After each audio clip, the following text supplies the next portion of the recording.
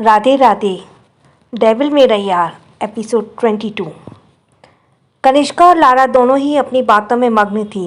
उन्हें जरा भी सी भी भनक नहीं थी कि उनका ये प्लान किसी और के सामने रिवील हो चुका है। इधर दुआ सब सुनकर बुरी तरह शॉक्ड थी। ये क्या हो रहा है इस ऑफिस में? शौर्य सर के अगेंस्ट इतनी बड़ी साजिश। दुआ जल्दी चल, इससे पहले कि ये लोग अपने प्लान सक्सेसफुल हो जाएंगे। तुझे शौर्य सर को सब बताना होगा। खुद से ही बातें करती हुई वॉशरूम से निकलकर तेजी से जाने लगी। दुआ को जल्दी थी शौर्य के केबिन में पहुंचने की। वो जल्दबाजी में 2-3 लोगों से टकरा भी गई। दुआ अपनी उनकी तरफ बिना देखे ही सॉरी बोलकर आगे बढ़ गई। दुआ लिफ्ट से निकलकर शौर्य के केबिन में बिना नॉक किए एंटर हो गई। शौर्य राज से बातें कर रहा था। दोनों को बातें करते देखकर दुआ साइड में खड़ी हो गई और उनकी बातें खत्म होने का इंतज़ार करने लगी। दुआ जो अभी भी उन्हीं बातों के बारे में सोच रही थी, कनिष्का का नाम सुनकर दुआ का ध्यान शौर्य और राज की बातों पर गया। राज ने कहा, शौर्य, कनिष्का ने फ़ोटोशूट करने से मना कर दिया है। क्यों? उसे पेमेंट नहीं दी क्या तूने टाइम पर? शौर्य ने हाथ में पकड़ी फाइल में नज़रें गड़ाए हुए कहा। यार वो बात नहीं है, वो कह रही है कि उसे तुझसे कुछ बात करनी है। एक बार तेरे से मिल लेगी, उसी के बाद वो फ़ोटोशूट करवाएगी। तुझे मैं इतना फालतू दिखता हूँ कि उससे मिलने जाऊँगा? उसे जिस काम के पैसे मिल रहे हैं वो करे और जाए। दुआ जो बड़े ध्यान से दोनों की बातें सुन रही थी, शौर्य की बात सुनकर वो खुश हो गई। वाओ सर, ग्रेट, आपने तो एक झटके में मना कर दिया। दुआ ने मन ही मन कहा। तू बात तो समझ क्यों नहीं रहा है? एक मीटिंग ही तो करनी है, कर ले, राज ने कहा। तू क्या चाहता है, मुझे भी इस ऑफिस निकाल दूं मैं? शौर्य ने थोड़े गुस्से में कहा। पानी पीकर अपने गुस्से को थोड़ा शांत कर, उसने साफ साफ बोला। और है, अगर तू उसकी बात नहीं मान सुनेगा तो वो ये फ़ोटोशूट नहीं करेगी और कॉन्ट्रैक्ट भी कैंसिल करके चली जाएगी और पेनल्टी के पैसे भी भर देगी, राज ने एक सांस में कहा। क्यों? राज पर शौर्य सर को फोर्स कर रहे हैं। और अगर वो जाती है तो जाने देना, ये उसकी साजिश है शौर्य सर को फंसाने की। दुआ ने राज को बातों ही मन खुद से कहा। प्रॉब्लम क्या है उसकी? जाती है तो चली जाए, दूसरी मॉडल को हायर करो और शूट करो, शौर्य ने दो टूक जवाब दिया। तू जानता भी है कनिष्का को पॉपुलरिटी क्यों, इंडिया से अब्रॉड तक उसके ज़्यादा इसे सब पसंद करते हैं। इसके शूट करते ही ड्रेस का स्टॉक यूँ ख़त्म हो जाता है, राज ने चुटकी बजाते हुए कहा। शौर्य ने एक नज़र साइड में खड़ी दुआ को देखा। शौर्य दुआ के सामने कोई गुस्सा नहीं करना चाहता था। वो नहीं चाहता था दुआ उसके एंगर लुक को देखे। शौर्य ने अपनी आंखें बंद की और एक गहरी सांस ली। अपनी आंखें खोली और दुआ से कहा, तुम अपने कैबिन में जाओ, मैं तुमसे बाद में बात करता हूँ। पर सर, हमें कुछ दुआ बाद में करते हैं, जाओ, शौर्य ने दुआ को बीच में ही रोकते हुए कहा। दुआ को ना चाहते हुए भी कैबिन में जाना पड़ा। दुआ के जाने के बाद शौर्य ने गुस्से से कहा, किसी भी मॉडल को हायर करो, कॉन्ट्रैक्ट पूरा होने के बाद मैं कनिष्का का नाम तक नहीं सुनना चाहता। और इसे मुझसे क्या बात करनी है वो तो उसे ही पता होगा। 2 मिनट की बात है, चलकर एक बार मिल ले। राज की बातों पर शौर्य सोचने लगा। शौर्य उठा और उसने अपने दोनों हाथ पैंट की जेब में डाले और राज से बिना कुछ कहे कैबिन से बाहर निकला। राज भी शौर्य के पीछे पीछे चला गया।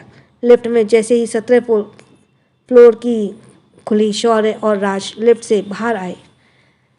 डिज़ाइनिंग डिपार्टमेंट में एंटर होते ही जैसे लोगों की नज़रें शौर्य पर पड़ रही थी, हैरानी से उनकी आंखें फटी की फटी, मुंह खुला की खुला रह गया था। चारकोल ब्लैक कलर का 3 पीस सूट में शौर्य कहर ढा रहा था। शौर्य के सूट के ऊपर का कोट कैबिन में ही उतार कर रख दिया था। शौर्य को देखकर गर्ल्स के हाथ अपने आप ही उनके दिल पर चले गए थे। शौर्य लंबे लंबे कदमों से उसकी ओर बढ़ रहा था जहां फ़ोटोशूट हो रहा था। इधर शौर्य के कैबिन में निकलते हुए दुआ शौर्य के कैबिन में फिर से गई। कैबिन को खाली देखकर दुआ समझ गई शौर्य कनिष्का से मिलने गया है। दुआ तुरंत लिफ्ट से 17वें फ्लोर पर गई वहाँ लड़कियों का एक ही दिशा में देखकर उसे समझ में आ गया कि शौर्य उसी तरफ है। दुआ भागते हुए जा रही थी। दुआ जल्दी कर, तुझे वहाँ पहुँचना है। शौर्य सर ने अब तक तेरी बात बहुत हेल्प की है, आज तुझे उन्हें इस ट्रबल से बाहर निकालना होगा। खुद से कहते हुए दुआ भागने ही जा रही थी। शौर्य उस रूम में पहुंच गया था जहां फोटोशूट हो रहा था। कनिष्का ने बहुत ही सेक्सी ड्रेस को कैरी किया हुआ था। वो उस ड्रेस में बहुत हॉट लग रही थी। कनिष्का ने जैसे ही शौर्य को देखा, उसकी आंखें चमक गईं। शौर्य कनिष्का से कुछ दूरी पर खड़ा था। कनिष्का काउच पर बैठी थी। उस रूम में ज़्यादा लोग नहीं थे। फोटोग्राफर, उसका असिस्टेंट और लारा, कनिष्का, राज और शौर्य ही थे। काउच पर बैठी कनिष्का ने भरपूर नज़र शौर्य पर डाली। You are too hot my chocolate boy, Kanishka ने मन ही मन शौर्य को देखते हुए कहा। कनिष्का उठी और उसने तिरछी नज़रों से लारा को देखा। लारा ने पलकें झपकाकर हामी भरी। कनिष्का कैट वॉक करते हुए शौर्य की तरफ बढ़ी। वो बहुत सेक्सी वॉक करती हुई अदाओं में चल रही थी। कनिष्का ने पेंसिल हील पहनी थी। कनिष्का शौर्य की काफ़ी करीब आ गई थी। वो उसे प्लान को एग्जीक्यूट करने वाली थी कि तभी ने किसी ने रूम में डोर जोर से धक्का देकर खोला। आवाज़ सुनकर सब डोर की तरफ देखने लगे। दुआ डोर ओपन करके अंदर आ गई। वो कनिष्का को शौर्य के इतने पास देखकर तेज कदमों से शौर्य की तरफ बढ़ी और तभी फ्लोर पर बिखरी वायर से दुआ के पैर उलझा और वो गिरने लगी। दुआ ने खुद को बचाने की कोशिश करते हुए इधर उधर हाथ बढ़ा दिया सहारे के लिए। दुआ को गिरता देखकर शौर्य ने जल्दी से आगे बढ़कर दुआ को संभाला, पर वायर में उलझी दुआ शौर्य को भी अपने साथ ले गिरी। वहाँ पर डेकोरेशन किया गया था शूट के लिए। वो दुआ की वजह से तहस नहस हो गया था। एक एक कर सभी थीम लाइट के वायर खिंचाव के टूटकर एक कर्टन उड़कर दोनों के ऊपर आ गया और दोनों ढक गए। दुआ को संभलने के चक्कर में शौर्य भी उसके साथ गिर गया था। दुआ शौर्य के ऊपर थी। उसके दोनों हाथ शौर्य के सीने पर थे। दुआ डरी सहमी आंखों से शौर्य की आंखों में देख रही थी, तो फिर शौर्य भी दुआ को आंखों में देख रहा था। शौर्य ने दोनों हाथ दुआ के कमर पर पकड़े हुए थे। राज, फोटोग्राफर से उनके असिस्टेंट, तीनों को यह समझ नहीं आया कि अभी अभी क्या हुआ। दोनों के ऊपर गिरे कॉटन ने दोनों को ही ढक लिया था। राज ने देखा और धीरे से मुस्कुराया। तभी एक चीख ने उसके ध्यान अपनी ओर खींचा। शौर्य और दुआ ने भी चीख सुनकर एक दूसरे पर से नज़र हटाई। वो चीख कनिष्का की थी। दुआ ने ऐसे सब खराब कर देने की वजह से कनिष्का गुस्से में दोनों को घूरने लगी, जो एक दूसरे की बाहों में थे। कनिष्का जैसे ही आगे बढ़ने को ही वायर ने उसकी पेंसिल हील उलझ गई और वो धड़ाम से नीचे गिर गई। कनिष्का की दर्द भरी तेज चीख से सबका ध्यान अपनी ओर खींच लिया। राज और लारा, ये दोनों ने कनिष्का को खड़े होने में उसकी मदद की। शौर्य, दुआ भी अब तक उठकर खड़े हो गए थे। दुआ जो अभी भी वायर में उलझी हुई थी, शौर्य उसकी मदद कर रहा था। वो एक एक करके वायर को दुआ से अलग कर रहा था। कनिष्का ये देखकर झल बुन गई थी। क्या तुम ठीक हो? शौर्य ने दुआ से पूछा। हम ठीक हैं सर, क्या आप ठीक हैं? है यू अंधी हो क्या? तुम देखकर नहीं चल सकती? कनिष्का ने गुस्से में दांत पीसते हुए दुआ से कहा। दुआ उसकी बात सुनकर थोड़ी सहम गई। दुआ कनिष्का की बात सुनकर शौर्य के पीछे आधी छुप गई। शौर्य ने महसूस किया कि उसकी दुआ कनिष्का से डर रही है। शौर्य जैसे ही बोलने को हुआ कि तभी कनिष्का ने अपनी बात को जारी रखते हुए आगे कहा, तुम्हारी वजह से मेरे पैर में मोच आ गई। बेवकूफ़ लड़की, मैं तुम्हें तो सू करूँगी, छोड़ूंगी नहीं तुम्हें। अगर तुम्हें चोट लगी है तो उसे भी लगी है। इसके लिए तुम जो भी चार्ज करोगी तुम्हें कंपनी देगी। इतनी सी बात के लिए तुम उसे सू करने की ज़रूरत नहीं है। शौर्य ने अपने गुस्से को कंट्रोल करते हुए बहुत ही शांत से अपनी बात कही। शौर्य, तुम इस मामूली सी एम्प्लॉयज़ के लिए साइड ले रहे हो? शौर्य का मन कर रहा था कि वो चिल्ला कर कहे, दुआ मामूली नहीं, प्रीशियस है, बहुत प्रीशियस। अपनी फीलिंग्स को अंदर ही दबाकर शौर्य ने राज की तरफ देखा। राज ने उसकी पलकें झपकाकर इशारा किया। शौर्य बिना कुछ कहे दुआ का हाथ पकड़कर उसे अपने साथ ले गया। ये देखकर कनिष्का की आंखें फटी की फटी रह गईं। लड़कियां से दूर रहने वाला शौर्य आज एक लड़की का हाथ पकड़ उसे अपने साथ ले जा रहा था। जैसे ही दोनों रूम से निकले, सबको एक जोर से झटका लगा। जब सबने शौर्य के हाथ में दुआ का हाथ देखा। शौर्य दुआ का हाथ पकड़ उसे पूरे हक के साथ ले जा रहा था। दुआ भी बिना कुछ कहे उसके पीछे चल रही थी। शौर्य दुआ को लेकर अपने कैबिन में आ गया। दुआ का हाथ छोड़ उसे पलटकर देखने लगा। दोनों हाथ को एक बार फिर अपनी पैंट की जेब में रखते हुए शौर्य ने ठंडी आवाज़ में कहा, क्यों आई थी तुम वहाँ? दुआ ने डरते हुए कहा, हमने जानबूझकर नहीं किया, गलती से हो गया। दुआ, मेरे सवाल का जवाब दो, क्यों आई थी तुम वहाँ? शौर्य ने फिर से कहा, क्या आप हमारी बात पर भरोसा करेंगे? दुआ ने इस सवाल पर शौर्य कहना चाहता था कि उसे अपनी माँ के बाद सिर्फ उस पर ही भरोसा है। बोलो, तुम क्या कहना चाहती हो? शौर्य के पूछने पर दुआ ने जो भी बातें वॉशरूम में सुनी थी वो सारी बातें शौर्य को बता दी। पूरी बात सुनकर शौर्य ने अपनी मुट्ठी को कस लिया। उसकी आंखों में गुस्सा दिखने लगा। हम आपकी हेल्प करना चाहते थे, इसलिए वहाँ बिना परमिशन के आपके पास आ गए थे। दुआ की बातें सुनकर शौर्य सोचने लगा। उसने सोचते हुए खुद से कहा, दुआ का मेरी परवाह है। यह एहसास ही शौर्य को खुशी से भर रहे थे। Sorry sir. दुआ की आवाज़ सुनकर शौर्य अपने सेंस में आया और दुआ को देखते हुए बोला, तुम जाओ। शौर्य के कहने पर दुआ चली गई। शौर्य उठा और अब उसी पेंटिंग के सामने आकर खड़ा हो गया। बटन प्रेस करते ही वो पेंटिंग दुआ की तस्वीर में बदल गई। शौर्य दुआ के चेहरे पर हाथ फेरते हुए मुस्कुरा रहा था। उसके हाथ कभी दुआ के गालों पर छूते तो कभी उसके होठों को, तो कभी उसकी गंजी आंखों पर आकर घूमने लगते। दुआ का वो मुस्कुराता हुआ चेहरा शौर्य के सीने में जैसे छप सा गया था। राज बिना नॉक किए ही शौर्य कैबिन में आते हुए बोला, कनिष्का बहुत गुस्से में, उसने शूट करने से मना कर दिया है। उसका पैकअप कर दे, वो मुझे मेरे ऑफिस में दिखनी नहीं चाहिए। शौर्य ने बिना किसी एक्सप्रेशन के दो टूक राज को जवाब दिया। राज ने चौंकते हुए कहा, पर क्यों? शौर्य वापस अपनी जगह बैठते हुए बोला, उसने दुआ को सू करने की धमकी दी थी। चाहूँ तो एक झटके में उसे आसमान से ज़मीन पर ला सकता हूँ, पर उसे छोड़ रहा हूँ। क्या ये उसके लिए काफ़ी नहीं है? राज ने समझाते हुए कहा, पर यार। राज को बीच में रोकते हुए शौर्य ने कहा, तुझे पता है अगर दुआ सही टाइम पर नहीं आती तो क्या हो जाता? बोलते हुए शौर्य ने राज को सब बात बता दी। राज ने हैरानी से कहा, व्हाट? कनिष्का ये सब करने वाली थी तेरे साथ? बोलते हुए राज ने मन ही मन खुद से कहा, बेवकूफ़ लड़की, दुआ ने बचा लिया आज तुम्हें, वरना शौर्य के साथ ये सब करने के बाद तुम्हारे साथ क्या होता तुम सोच भी नहीं सकती थी। तू ठीक कह रहा है, मैं आज ही कनिष्का को आउट करता हूँ SSR कॉरपोरेशन से। राज ने कहा और चला गया। तो वहीं शौर्य ने खुद से ही कहा, तुम्हें इतनी आसानी से जाने दे रहा हूँ कनिष्का, इसका सिर्फ एक ही वजह है, दुआ। तुम्हारे इस घटिया प्लान की वजह से मुझे ये पता चल गया कि दुआ मेरी केयर करती है। अगला दिन SSR कॉरपोरेशन में दुआ जल्दी जल्दी अपना काम खत्म कर रही थी और उसकी नज़रें रह रहकर घड़ी पर जा रही थी। 12 बज गए। दुआ कैसे भी काम खत्म कर कर शौर्य सर के बात करके घर के लिए निकल गई। खुद को ही बात करती दुआ ने जल्दी काम खत्म करने के चक्कर में चीज़ें इधर उधर बिखर कर अपने काम को और बढ़ा लिया था।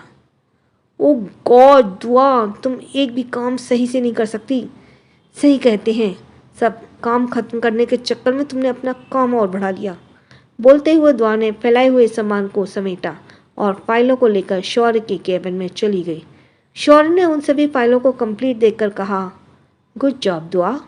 दुआ ने यह सुनकर खुश हो गई। दुआ ने थोड़ा झिझकते हुए कहा, सर क्या हम जा सकते हैं? हाँ, लंच का टाइम हो गया है, तुम जा सकती हो। शौर्य ने टाइम देखा तो कहा, सर लंच के लिए नहीं, हमें घर जाना है। दुआ ने नर्वस से कहा, घर क्यों जाना है? तुम्हें एनी प्रॉब्लम? सब ठीक है ना? शौर्य ने पूछा। तो सर सब ठीक है, कोई प्रॉब्लम नहीं है। वो आज हमारे अब्बू अम्मी की शादी की सालगिरह है। दुआ की बातों पर शौर ने कहा, ओके तुम जाओ, मेरी तरफ से भी विश कर देना। थैंक यू सर, दुआ ने स्माइल करते हुए कहा और चली गई। दुआ जैसे ही अपने घर पहुंची तो देखा डेकोरेशन वाले गार्डन को डेकोरेट कर रही थी। अच्छा हुआ दुआ, कल तुमने ऑफिस आने के बाद सब बुक कर दिया, अब शाम तक सब हो जाएगा। बस कैटरिंग वाला का एक बार और कॉल करना है। खुद से बातें करते हुए दुआ चली जा रही थी कि तभी स्लीपर के टूटने हुए दुआ गिरने लगी। तो वो गिर पाती उससे पहले किसी ने दुआ को कमर से पकड़कर थाम लिया। दुआ ने गिरने के डर से अपनी आंखें बंद कर ली। दुआ ने बंद आंखों को खोला तो सामने एक हैंडसम चेहरा था, जिसे देखकर दुआ के होठों पर एक बड़ी सी स्माइल आ गई। तुम? दुआ ने चौंक कर कहा। कौन हो सकता है? गेस। हाँ हम। अरमान ने कहा। तुम तो नहीं आने वाले थे ना? दुआ ने पूछा। तुम बुलाओ और हम ना आए? तुम्हें सरप्राइज़ करने के लिए झूठ कहा था। अगर सच बात आ देते तो ये सरप्राइज चेहरा कैसे देखता तुम्हारा? अरमान, तुम्हारी आदत नहीं गई हमें परेशान करने की। तुम्हारी आदत भी तो नहीं बदली, अभी भी खुद का ध्यान नहीं रखती हो। अगर हम टाइम पर नहीं आते तो अभी आप नीचे गिरी होती, अरमान ने जवाब देते हुए कहा। अरमान साजिद और नाजमा का इकलौता बेटा था और दुआ के बचपन का दोस्त। वो उसके हर उम्र का नहीं था, पर फिर भी दोनों की गहरी दोस्ती थी। दोनों बातें करते हुए अंदर चले गए। शाम ढली और रात आ गई। रंग बिरंगी लाइटों में गार्डन जगमगा रहा था। सारे गेस्ट आ गए थे। दुआ अपने रूम में तैयार हो रही थी। दुआ ने आज ब्लैक कलर का गोल्डन प्रिंट वाला शरारा पहना था। आंखों में हल्का काजल और कानों में लाइट वेट के झुमके पहने थे। दुआ इतने में ही बहुत खूबसूरत लग रही थी। दुआ खूबसूरती उसकी सादगी से ही थी। दुपट्टे को सलीके से डालते हुए दुआ रूम से निकली और निकलते ही किसी से टकरा गई। अरे तुम कितना टकराती हो, बोलते हुए अरमान ने वॉइस उसके मुंह में ही रह गई। ब्यूटीफुल, अरमान ने दुआ को देखते हुए धीरे से कहा। अरमान अरमान, दुआ ने ऐसे बार बार नाम लेने पर अरमान अपने सेंस में आया। हाँ बोलो, अरमान ने सकपकाते हुए कहा। बोलो नहीं, छोड़ो हमें, दुआ ने कहा। दुआ के कहने पर अरमान ने उसे ठीक से खड़ा कर दिया। थैंक यू, एक बार फिर से तुमने हमें गिरने से बचा लिया, दुआ ने कहा और जाने लगी। तुम एक बार हाँ कह दो, जिंदगी भर तुम्हें ऐसे ही संभालता रहूँगा, अरमान ने ये इतनी धीरे से कहा कि सिर्फ वो ही सुन सकता था। कुछ कहा तुमने? दुआ ने पीछे पलटते हुए कहा। नहीं, वो बस मैं ऐसे ही, बोलते हुए अरमान दुआ के पास गार्डन में आ गया। मन्नत, असद, रजमा और साजिद चारों की नज़र साथ में आ रहे दुआ और अरमान पर गई। वे सभी दोनों को मुस्कुराते हुए देखने लगे। असद और मन्नत ने केक कट किया और सबने ताली बजा दी। दुआ और आरफ दोनों ने एक साथ गिफ्ट बॉक्स के साथ एक लिफाफा असद की और मन्नत की तरफ बढ़ा दिया। असद और मन्नत दोनों ने एक साथ कहा, ये सब क्या है बेटा, आपको ये हमें देने की ज़रूरत नहीं थी। अब्बू अम्मी, ये हमारी ओर से की तरफ से एक छोटा सा तोहफा आप दोनों के लिए, दुआ बहुत प्यार से कहा। हाँ अब्बू, एक बार आप इसे खोलकर तो देखें, आरव ने जल्दी से कहा। आरव की बातों पर सभी हंसने लगे। असद ने लिफाफा खोला तो उसमें रखे पेपर को बाहर निकाल कर देखने लगा। असद अभी उस पेपर को देखने में ही थे कि तभी आरव ने फिर से कहा, कैसा लगा अब्बू आपको ये हमारा छोटा सा तोहफा? देख रही हो मन्नत, अब हमारे दोनों बच्चे बड़े हो गए। हमारे लिए मनाली का टूर प्लान किया है, दोनों ने, असद ने गर्व से कहा। मन्नत ने आगे बढ़कर दोनों के सर पर प्यार से हाथ फेरा। देर रात पार्टी खत्म हुई और सब सोने के लिए चले गए। दुआ अपने रूम में थी और सोने ही जा रही थी कि तभी उसे आरव उसके रूम में आया। आरव बिना कुछ बोले चादर और पिल्लो उठाकर जाने लगा। तभी दुआ ने उसे रोकते हुए कहा, कहाँ जा रहे हो? तुम सोना नहीं है तुम्हें? मैं जा रहा हूँ अरमान भाई के साथ गेस्ट रूम में सोने। नहीं सोना मुझे यहाँ, जहाँ भूत आते हैं सोने, आरव ने कल रात की बातों को याद करते हुए कहा। तुम हमें डराने की कोशिश कर रहे हो, पर हमें नहीं डरता लगता डर, तो ऐसे बेकार की कोशिशें ना ही करो तो अच्छा है, दुआ ने मुंह बनाते हुए कहा। डरा नहीं रहा सच में, और देखना आज रात भी पक्का वो भूत आएगा। आरव ने अपनी बात कही और चला गया। कुछ भी, दुआ बोलते हुए बेड पर आ गई। लाइट ऑफ कर दुआ सो गई। करीब 1 घंटे बाद शौर्य बालकनी से दुआ के रूम में एंटर हुआ। आज दुआ जल्दी घर आ गई थी। दुआ को एक नज़र देखने के लिए शौर्य फिर से उसके घर तक आ गया था। चांद की रोशनी दुआ के चेहरे पर पड़ रही थी। चांद की रोशनी में दुआ की स्किन शाइन कर रही थी। ये चांद सा चेहरा, ये चांद सी शख्सियत और तुम्हारा ये पाक वजूद सब मेरा है। दुआ ये आर ओनली माइन दुआ। शौर्य ने होठों को तिरछा कर डेविल स्माइल करते हुए दुआ को देखते हुए कहा। शौर्य काउच पर बैठ गया और उसने अपने दोनों पैर टैप पर रख दिए। वो सिगरेट के कश लेते हुए सोती हुई दुआ को प्यार से देख रहा था। कुछ तो है इस चेहरे में, जितना देखता हूँ उतना ही उसकी तरफ खिंचे यूँ आता हूँ मुझे। शौर्य ने दुआ को देखते हुए मन ही मन खुद से कहा। शौर्य सिगरेट खत्म कर उठा और दुआ के बगल में आकर लेट गया। आज आरव को दुआ के साथ न देखकर शौर्य बहुत खुश था। दुआ के साथ 2 घंटे रहने के बाद शौर्य वापस चला गया। अगली सुबह जब दुआ की आंखें खुली तो उसने अपने एक हाथ के बगल वाली जगह को टटोला। वहाँ कोई नहीं था। दुआ ने आंखें खोलते हुए एक हाथ में अपना सर पकड़ा और धीरे से बोली, हमें ऐसे क्यों लगा कल रात हमारे बगल में कोई सो रहा था? दुआ ने डोर देखा तो डोर अंदर से लॉक था। डोर तो लॉक है, फिर हमें ऐसा क्यों लगा? आरव को हम छोड़ेंगे नहीं, उसकी बेतुकी बातें सुनकर हमें भी वहम होने लगा है। खुद से कहती हुई दुआ उठकर रेडी होने चली गई। दुआ रेडी होकर नीचे आई तो अरमान ने उसे तैयार देखकर कहा, कहाँ जा रही हो तुम? ऑफिस, दुआ ने जवाब दिया। नहीं, हम कहीं नहीं जाओगी, इतने टाइम बाद मिले हैं, थोड़ा हमारे साथ टाइम स्पेंड करो।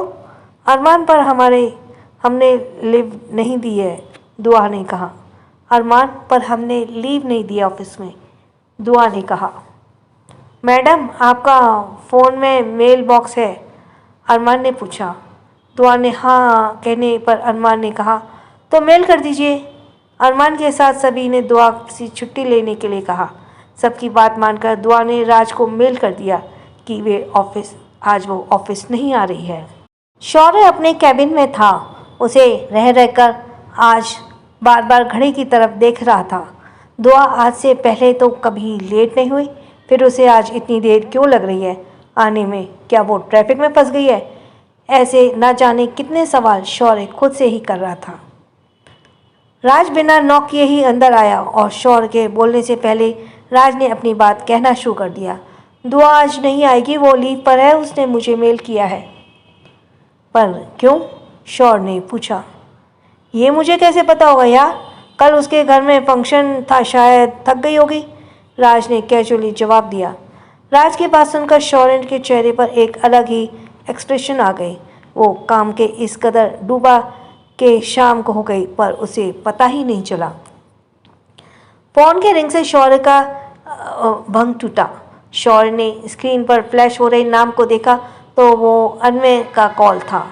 अनमय राज की तरह ही शौर्य का अच्छा दोस्त था, पर उनका इंटरेस्ट किसी और ही फील्ड में था, इसलिए वो शौर्य के साथ ऑफिस में काम नहीं करता था, बल्कि वो शौर्य को प्रोटेक्ट करता था, उसके सभी दुश्मनों पर नज़र रखता था। वो शौर्य के खिलाफ साजिश करने वाले लोगों को सबक सिखाता था। इस ग्रुप में और भी 2 लोग थे जो आगे चलकर कहानी में आएंगी।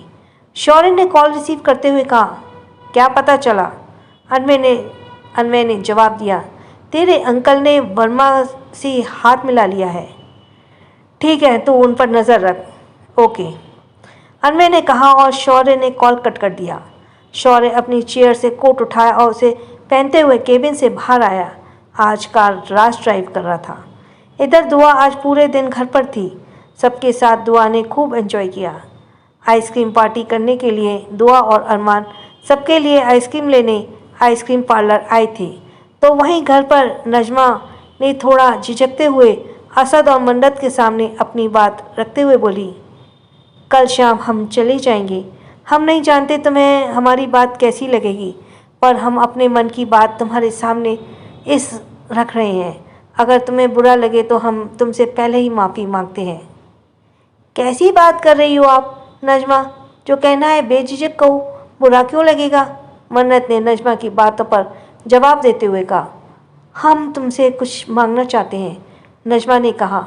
ये घर क्या पराया है? ये भी आपका अपना ही घर है। तुम्हें मांगने की ज़रूरत नहीं है नजमा, जो लेना है हक से ले लो। मन्नत की बात पर नजमा ने एक नज़र साजिद को देखा और कहा, हमें दुआ दे दो मन्नत, मैं इसे ईरा की तरह रखूँगी, वादा करती हूँ। नजमा की बात सुनकर मन्नत और असद एक दूसरे का चेहरा देखने लगे। इस बार असद ने कहा, आपने सामने से खुद दुआ का रिश्ता मांगा है, पर अभी वो बहुत छोटी है भाभी, मैं कैसे उसे इतनी जल्दी खुद से दूर कर दूँ? भाभी, भाई साहब, माँ बाप के लिए तो कभी उसके बच्चे बड़े होते ही नहीं, हमेशा छोटे ही रहते हैं। पर फिर भी हम कुछ भी कहें उससे पहले एक बार दुआ की मर्ज़ी जानना हमारे लिए ज़रूरी है। बेशक आप दुआ से पूछिए, दुआ के हाँ करने पर ही ये बात आगे बढ़ेगी, नजमा ने असद की बात का जवाब देते हुए कहा। फिर अपनी बात को जारी रखते हुए आगे कहा, हम अब तो अरमान के मन की बात जानते हैं। दुआ अरमान के बहुत पसंद है, और अगर आप लोग को ये जल्दी लग रहा है तो हम अभी सगाई कर लेते हैं और शादी कुछ सालों बाद कर लेंगे। नजमा की बात सुनकर मन्नत और असद दोनों को ही समझ नहीं आ रहा था अब वो क्या कहें। दोनों ने बस एक साथ हाँ में सर हिला दिया। सीढ़ियों से उतर रहे आरव ने ये सारी बातें सुन ली थी। दूसरी तरफ दुआ और अरमान आइसक्रीम लेने के बाद ट्रैफिक में फंसे थे। राज और शौर्य ने ट्रैफिक में फंसे थे। लंबा ट्रैफिक लोगों को शोर और गाड़ी में पीपी की आवाज़ शौर्य को परेशान कर रही थी, तो वो इतना ज़्यादा इरिटेट हो गया कि आंखें बंद कर सीट से टिक कर लेट गया। बंद आंखों से उसे सिर्फ दुआ का चेहरा दिखता था। दुआ को याद कर शौर्य होठों को तिरछी कर धीरे से मुस्कुराया। शौर्य के होठों पर हल्की हंसी देखकर राज ने पूछा, दुआ को मिस कर रहा है? राज ने बात सुनकर शौर्य को अपनी आंखें खोली। बिना राज की बातों को जवाब दिए शौर्य विंडो से बाहर देखने लगा। अभी जिन आंखों में दुआ का चेहरा था, अब उनमें गुस्सा दिखने लगा। चेहरे पर सुकून की जगह तनाव ने ले ली थी। सख्त होठों पर खिले गुलाब मुरझा गए थे। शौर्य अपनी काली भूरी आंखों से कार में बैठी दुआ को देख रहा था, जो किसी लड़के से हंस हंस कर बातें कर रही थी। अपनी आंखों के सामने दुआ को किसी और से इतना खुलकर बातें करते देख शौर्य अंदर ही अंदर जलने लगा, जिसकी एक झलक उसकी आंखों में दिख रही थी। शौर्य के बगल खड़ी कार में दुआ हंस हंस कर अरमान से बातें कर रही थी। दुआ ने अपनी हंसी को कंट्रोल करते हुए कहा, बस अब एक और जोक नहीं अरमान, हम और नहीं हंस सकते, हमारे पेट में दर्द हो रहा है। ठीक है, अब और नहीं सुनाऊंगा एक और जोक, अरमान ने जवाब दिया। दुआ ने सवाल किया, तुम ईरा को क्यों नहीं लाए? वो भी तुम्हारी तरह इंटर्नशिप कर रही है, इंटर्नशिप पूरी होते ही तुमसे मिलने आएगी, अरमान ने जवाब दिया। दुआ बड़े अरमान से ऑफिस कर रही थी दुआ बड़े आराम से अरमान के साथ गॉसिप कर रही थी। उसे जरा भी अंदाज़ा नहीं था कि दो आंखें भी उसे घूर रही थीं। ट्रैफिक क्लियर हुआ और सभी गाड़ियां आगे बढ़ गईं। शौर्य ने कोल्ड वॉइस में कहा, उस कार को फॉलो करो। शौर्य की टोन सुनकर राज का हिम्मत नहीं हुआ कि वो शौर्य से आगे कुछ कह सके। राज चुपचाप उस कार को फॉलो करने लगा। कार दुआ के घर के बाहर रुकी। दुआ कार से जैसे ही निकली, बारिश की एक बूंद उसके चेहरे पर छुआ। बारिश को महसूस करते हुए दुआ ने अपने दोनों हाथ हवा में फैला दिए और आगे बढ़ गई। अरमान दुआ को देखकर बोला, तुम्हें आज भी बारिश पसंद है? दुआ ने बस हाँ में जवाब दिया। दुआ गार्डन में आकर भीगने लगी। दुआ को बारिश में भीगते हुए अब दो लोग देख रहे थे। एक अरमान जो उससे कुछ दूरी पर खड़ा था और दूसरा शौर्य जो अपनी कार में बैठा था और दोनों को घूर रहा था। अब तक राज भी समझ गया था। उसने डरते हुए खुद से कहा, दुआ ये क्या किया तुमने? ये राक्षस अब ना तुम्हें छोड़ेगा और ना मुझे। राज का मन कर रहा था धरती फटे और उसमें वो समा जाए, क्योंकि अब शौर्य का गुस्सा झेलने की हिम्मत उसमें नहीं थी। आरव भी बारिश देखकर गार्डन में आ गया और उसका भी आज बारिश में नहाने का मन कर रहा था। उसने अपने सभी दोस्तों को भी बुला लिया था। अब गार्डन में आरव, दुआ, अरमान और कुछ और लोग थे जो बारिश में नहा रहे थे। आरव सभी बच्चों के साथ बारिश में नहाते हुए गुनगुनाने लगा, चक धुम धुम चक, चक धुम धुम, घोड़े जैसी चाल, हाथी जैसे दमो, सावन राजा कहाँ से आए। तुम सभी बच्चों ने एक साथ गाया।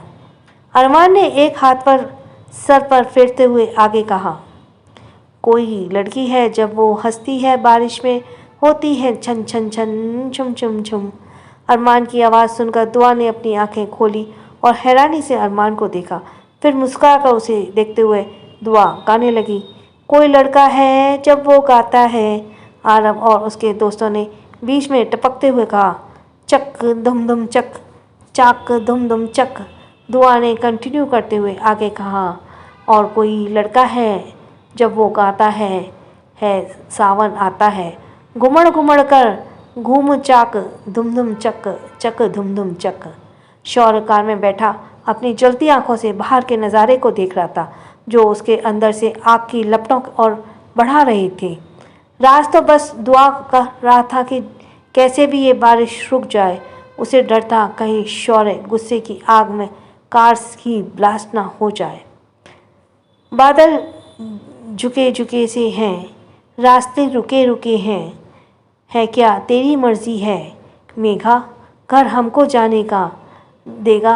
आगे है बरसात, पीछे है तूफान, मौसम बेईमान, कहाँ चले हम तुम चक चक धुम धुम चक चक धुम धुम। दुआ और अरमान गाते हुए बच्चों के साथ डांस करने लगे। कोई लड़की है जब वो हंसती है बारिश होती है छनक छनक झुम झुम झुम। अरे कोई लड़का है जब वो गाता है सावन आता है, घुमड़ घुमड़ घुम घुम। कुछ समय बाद शौर्य शॉवर के नीचे खड़ा था और अपने आप को शांत रखने की कोशिश कर रहा था, पर बार बार दुआ और अरमान के साथ डांस करना उसे याद आ रहा था। शॉवर का पानी लगातार शौर्य के जिस्म को भिगो रहा था, पर उसके गुस्से की तपस को वो जैसे ठंडा होने का नाम ही नहीं ले रही थी। शौर्य के दोनों हाथ वॉशरूम की दीवारों पर टिके थे। उसका सर नीचे झुका था और आंखें बंद थीं। बंद आंखों के सामने बार बार वही नज़ारा आ रहा था, दुआ का घर। दुआ शावर लेकर बालों को टॉवल से पोंछते हुए बाथरूम से बाहर आई। आ गई आप? मैं कब से आपका वेट कर रहा था। आरव ने दुआ को देखकर कहा, तुम हमारा इंतज़ार क्यों कर रहे थे?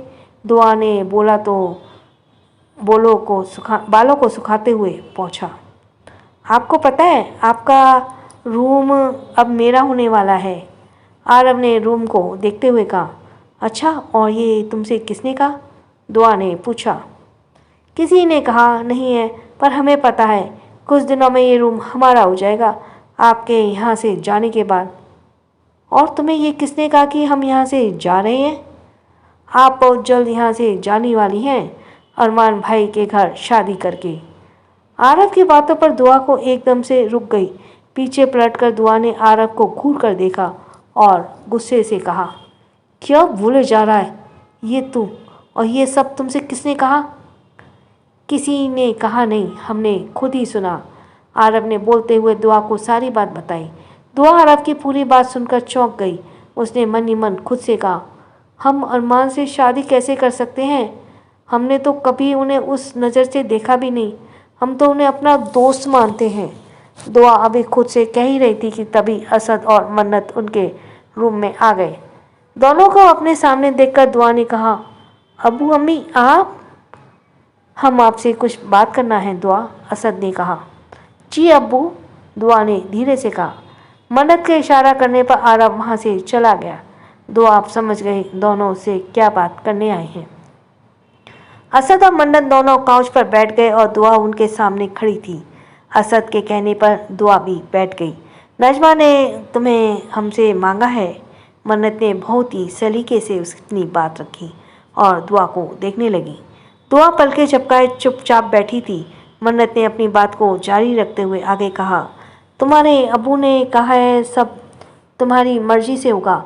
जब तक तुम नहीं कहोगी आगे कोई बात नहीं होगी। मन्नत अपनी बात कहकर चुप हो गई तो असद ने कहा, हम आपकी मर्ज़ी जानना चाहते हैं क्योंकि अम्मी को ये रिश्ता बहुत पसंद है और अगर आपको कोई और पसंद है तो आप हमें बता दीजिए। हमारी ज़िंदगी में कोई नहीं है अब्बू, पर हम अभी उस मुकाम पर नहीं पहुँचे जहाँ आप हमें देखना चाहते हैं। दुआ ने बहुत सलीके से अपनी बात असद के सामने रखी। असद ने अपनी बात जारी रखते हुए दुआ को सारी बात बता दी। वो लोग कैसे दुआ को पढ़ाई में सपोर्ट करने वाले हैं। मन्नत और असद खड़े हुए और जाते हुए रुक कर बोले, शाम तक हमें सोच कर बता देना कि तुम क्या चाहती हो। दुआ ने धीरे से सर हाँ में हिलाया। दोनों के जाने के बाद दुआ ने खुद से ही कहा, शादी? सीरियसली? शादी, वो भी इतनी जल्दी? अभी तो हम 20 साल के ही हैं।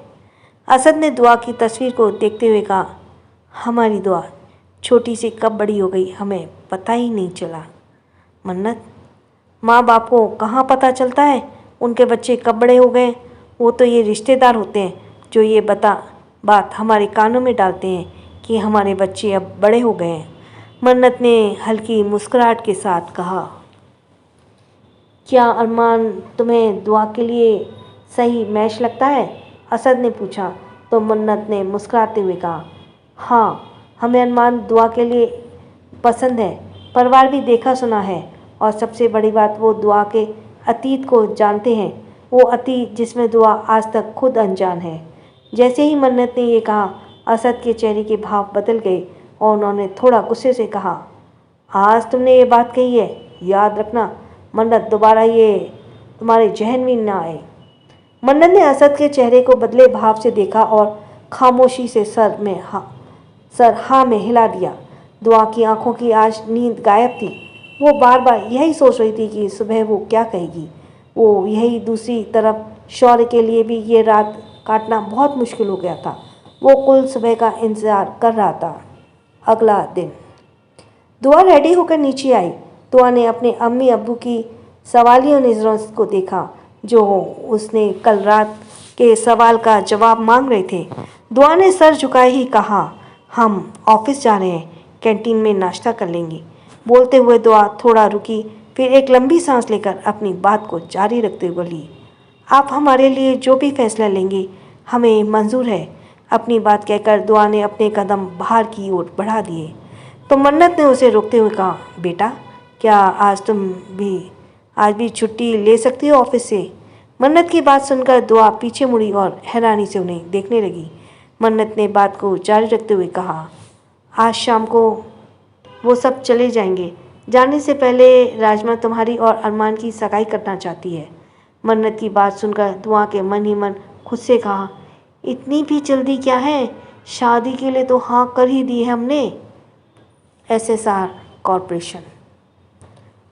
शौर्य अपने कैबिन में बैठा बेसब्री से दुआ का इंतज़ार कर रहा था, पर इंतज़ार की घड़ी जैसे ख़त्म होने का नाम ही नहीं ले रही थी। कल से अभी तक बहुत मुश्किल से शौर्य ने खुद को कंट्रोल किया था। राज अपने कैबिन में इधर से उधर चक्कर लगा रहा था। उसे समझ नहीं आ रहा था वो शौर्य को ये बात कैसे बताए। दुआ आज भी ऑफिस नहीं आएगी। राज को आज सुबह की बात याद थी जब वो सोकर उठा और जिम में गया एक्सरसाइज करने, तो पंचिंग बैग की क्या हालत थी। शौर्य ने खुद को शांत और अपना गुस्सा कम करने के लिए रात भर पंचिंग बैग का पंच किया था, जिसका नतीजा ये निकला कि सुबह तक वो पंचिंग बैग फट गया था। राज पंचिंग बैग की हालत को याद करते हुए खुद से बोला, चल बेटा राज, जल्दी से ये बात डेविल को बता। जितना देर करेगा वो उतना ही गुस्सा करेगा। खुद को समझाते हुए राज हिम्मत कर शौर्य के कैबिन में आया और उसने डरते हुए शौर्य के सामने अपनी बात रखी। शौर्य ने आंखें बंद की और मुट्ठी को कसकर बंद किया और कोल्ड वॉइस में कहा, मुझे 1 घंटे के अंदर दुआ ऑफिस में चाहिए। राज ने शौर्य की बातों पर सर में हाँ में हिला दिया। वो वापस अपने कैबिन में आ गया और सोचने लगा, क्या करूं, कैसे बुलाऊं दुआ को। सोच राज, कुछ सोच, जल्दी कुछ सोच। राज खुद से ही बातें करते हुए कहा। फिर कुछ सोचते हुए अपना फ़ोन निकाला और दुआ को एक मैसेज सेंड किया। दूसरी तरफ जैसे ही दुआ ने मैसेज देखा वो परेशान हो गई। अम्मी, हमें जाना होगा, बहुत अर्जेंट है। कुछ ज़रूरी फाइल हमें लॉकर में रखी हैं और लॉकर की चाबी हमारे पास है। दुआ ने मन्नत से कहा। पर बेटा, मन्नत को बीच में रोकते हुए असद ने कहा, आप जाइए, काम खत्म करके जल्दी आइएगा। जी, दुआ ने कहा और बैग उठाकर चली गई। अरे, आपने उसे जाने क्यों दिया? आज उसकी सगाई है, मन्नत ने कहा तो असद ने जवाब में कहा, आप फिक्र मत करिए, दुआ टाइम से आ जाएगी। 45 मिनट बाद दुआ शौर्य के सामने उसके कैबिन में थी। शौर्य अपनी चेयर पर बैठा हुआ था कि नीचे से ऊपर तक नज़र भर कर देखता है। उसे गुस्सा तो बहुत आ रहा था, पर वो खुद को शांत कर बैठा था। उसका मन कर रहा था वो अभी उठकर उसके पास जाए और उससे पूछे वो क्यों उस लड़के के साथ इतना कंफर्टेबल बात कर रही थी और वो क्यों कल रात उसके साथ डांस कर रही थी। क्या वो नहीं जानती वो सिर्फ उसकी है? शौर्य ने एरोजेंटली कहा, एरोगेंटली, ये फाइल मुझे अभी कंप्लीट कर दो।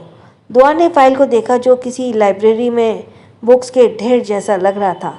दुआ फाइलों को उठाने लगी तो शौर्य ने कहा, तुम्हें ये काम यहीं बैठकर करना है। दुआ देख पा रही थी कि शौर्य आज बदला बदला सा लग रहा था। उसने कुछ नहीं कहा और धीरे से गर्दन हाँ में हिला दी। शौर्य एक पल के लिए भी अब दुआ को खुद से दूर नहीं करना चाहता था। वो उसे हमेशा अपनी नज़रों के सामने रखना चाहता था। दुआ जल्दी जल्दी काम खत्म करने लगी। दुआ जिसका सारा ध्यान अपने काम पर ही था, वह शौर्य तिरछी नज़रों से दुआ को देखता रहता था। दुआ की जल्दबाजी उसे छुपी नहीं थी। उसने मन ही मन खुद से कहा, ये इतनी जल्दी में क्यों है? क्या इसे उससे मिलने की जल्दी है? ये ख्याल आते ही एक बार फिर शौर्य गुस्से से भर गया। दुआ ने टाइम देखा तो 2 बज रहे थे, पर फाइल का ढेर अभी भी वैसे ही था। मुश्किल से इतना जल्दी करने पर भी दुआ 10 फाइल ही कंप्लीट कर पाई थी। दुआ अपनी जगह से खड़ी हुई और शौर्य के सामने आकर झिझकते हुए बोली, सर। दुआ की आवाज़ सुनकर शौर्य उसकी तरफ देखते हुए बोला, बोलो। सर, आज हमें घर जल्दी जाना है। दुआ की बात सुनकर शौर्य चेयर से उठा और कुछ ही सेकंड में दुआ के सामने आकर खड़ा हो गया। तुम जल्दी घर क्यों जाना चाहती हो? शौर्य ने पूछा। दुआ ने कहा, वो सर, वो आज। क्या आज? क्या? शौर्य ने कहा, सर, आज हमारी एंगेजमेंट है। दुआ ने कहा और ब्लश करने लगी। तो वही दुआ की बात सुनकर शौर्य का खून हज़ारों डिग्री का तापमान से खौलने लगा। शौर्य ने दुआ को देखा और ब्लश कर रही थी। शर्म की लाली दुआ के गालों पर खूब सज रही थी, लाल गुलाब के फूल जैसी लग रही थी। शौर्य की दुआ का ये रूप तो भा रहा था, पर वो अंदर ही अंदर गुस्से से पागल हुए जा रहा था। दुआ को पलकें झुकाए शौर्य ने सामने खड़ी थी। तभी उसे अपने बाजुओं पर किसी की पकड़ महसूस हुई। दुआ ने अपनी झुकी पलकों को उठाकर देखा तो उसकी खूबसूरत गंजी आंखें डेविल की काली भूरी आंखों से जा मिली। दुआ ने जैसे ही उन आंखों को देखा वो डर से सहम गई। दुआ ने झिझकते हुए कहा, सर, ये आप क्या कर रहे हैं? हमें दर्द हो रहा है। और मेरा दर्द क्या? तुम अंदाज़ा भी नहीं लगा सकती मुझे कभी कितनी तकलीफ़ हो रही है। शौर्य ने अपने दांत पीसते हुए अपने शब्दों पर जोर देते हुए कहा। दुआ ने उन खूबसूरत आंखों में अब डर दिखने लगा था। दुआ के ने परेशान होते कहा, सर, ये आप क्या कह रहे हैं? हमें कुछ समझ नहीं आ रहा है। शौर्य ने कहा, मैंने तुम्हारे अलावा किसी और के बारे में सोचा तक नहीं, और तुम किसी और से शादी करने के बारे में सोच रही हो? वो भी कैसे, सोच भी कैसे सकती हो? कहते हुए शौर्य दुआ के दीवार से सटा देता है। शौर्य दुआ के और नज़दीक आकर तभी दुआ ने शौर्य के इतने करीब आने से उसकी खुशबू का एहसास हुआ। दुआ शौर्य की आंखों में ज़्यादा देर तक नहीं देख पाई और अपनी नज़रें झुका ली तो शौर्य ने कहा, मेरी तरफ देखो। शौर्य ने ये एरोगेंटली कहा और रूड टोन में कहा। शौर्य की बात सुनकर दुआ ने मजबूत शौर्य की आंखों में देखने ही पड़ा। सर, ये आप क्या कर रहे हैं? प्लीज़ छोड़िए हमें। दुआ ने खुद को छुड़ाने की नाकाम कोशिश करते हुए कहा। शौर्य ने फिर से उसी टोन में कहा, क्या तुम्हें अभी भी याद नहीं आ रहा? दुआ ने शौर्य की आंखों में देखते हुए कहा, सर आप क्या कह रहे हैं? हमें कुछ समझ नहीं आ रहा सर, प्लीज़ हमें जाने दीजिए, हमें दर्द हो रहा है, छोड़िए हमें। बोलते हुए दुआ के चेहरे पे घबराहट दिखने लगी। उसे शौर्य का ऐसा बिहेवियर समझ नहीं आ रहा था। उसने सोचते हुए खुद से ही कहा, ये शौर्य सर को आज क्या हो गया है? इतना अजीब बिहेव क्यों कर रहे हैं? शौर्य ने गुस्से से कहा, तो तुम मुझे भुला चुकी हो? कोई बात नहीं, मैं तुम्हें अभी याद करवा देता हूँ। बोलते हुए शौर्य ने दुआ को बाजुओं को छोड़ उसके चेहरे पर अपने दोनों हाथों में लेते हुए अपनी आंखें बंद कर और उसके होठों पर अपने होठ रख दिए। दुआ शौर्य की इस हरकत से शॉक्ड हो गई थी। वो खुद को शौर्य से छुड़ाने लगी कि तभी उसे कुछ याद आया। शौर्य उसे क्या बताने की कोशिश कर रहा था। दुआ ने मन ही मन खुद से कहा, क्या वो आदमी शौर्य सर ही थे उस रात जिन्हें हमने अपनी सांसें दी थी? दुआ आज भी शौर्य की होठों को गर्माहट को भूली नहीं थी और ना उसकी खुशबू को। शौर्य ने उसे किस करते हुए उसकी पुरानी यादें ताज़ा हो गईं। वो अब कोई स्ट्रगल नहीं कर रही थी। वो शांत खड़ी थी, उस रात को याद कर रही थी। शौर्य जो उसे पेशेंटली किस कर रहा था। दुआ को किस करते हुए शौर्य का गुस्सा जैसे कहीं गायब हो गया था। वो आज महीनों बाद उसी एहसास को जी रहा था जो उसे महीनों पहले दुआ ने दिए थे।